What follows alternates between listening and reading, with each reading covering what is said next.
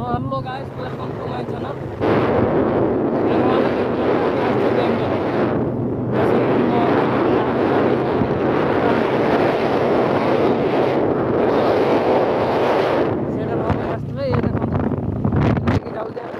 ସରସ୍ୱତୀ ପୂଜାର ୟା ରିଜଲ୍ଟ ଜଣା ପଡ଼ିବ। ବାକି ଘର ପାଖକୁ ଗଲା ପରେ କରିଦେବି ଦେଖିନେବେ ଟିକେ ୟା ରିଜଲ୍ଟଟା ଜଣା ପଡ଼ିବ ସରସ୍ୱତୀ ପୂଜା।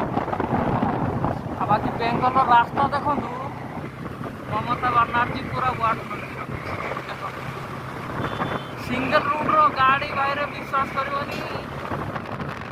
ଆମ ଗାଁ ଗହଳିର ୟାଠୁ ଭଲ ରାସ୍ତା, ଓଡ଼ିଶାର ଆମ ଗାଁ ଗହଳିର ଆହୁରି ୟାଠୁ ଭଲ ରାସ୍ତା। এইটা হচ্ছে তাଙ୍କ এনএচ না স্যার, এইটা হচ্ছে তাଙ୍କ এনএচ, এইটা তাଙ୍କ এনএচ। মানে মতো লাগুଛି এপটରୁ 5 ফুট সেপটରୁ 5 ফুট 10 ফুটର জায়গা হচ্ছে এনএচ। ইয়াଙ୍କର মেন রুট যেটা 10 ফুট 10ରୁ 15 ফুট হବ ନା। ମାନେ ଦୁଇଟା ବସ୍ ଆସିବା ବେଳକୁ ପୁରା ବେଡ଼ା ପାଖକୁ ସବୁ ପଳେଇଛନ୍ତି ଏପଟ ସେପଟ ହେଇକି। ଏତେ ମାନେ ଇଏ ଖରାପ ରାସ୍ତା। ବାକି ଆଗକୁ ଦେଖୁଛି ଆମର ଯାଇଲେ କେଠିକି କାନ୍ଥି କାନ୍ଥି ଯାଇଲେ ସେ ଓମ୍ ମ୍ୟୁଜିକ୍ ତା ଘରଟା କୋଉଠି ଥିଲା? ହଁ ଖେଜୁରୀ ତା ଘରଟା ଥିଲା। ସିଏ ବୋଧେ ମାନେ କିଛି ରାସ୍ତା ଡେଲିଭରି କରିବା ପାଇଁ ତାଙ୍କ ପିଲାକୁ ପଠେଇଦେଲା।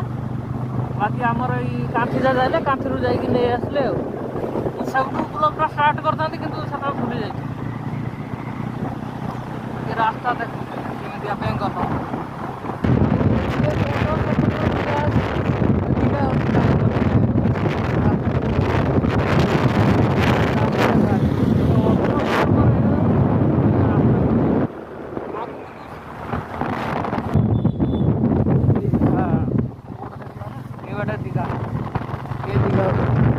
ଦୀଘା ଯିବାନି ଆମର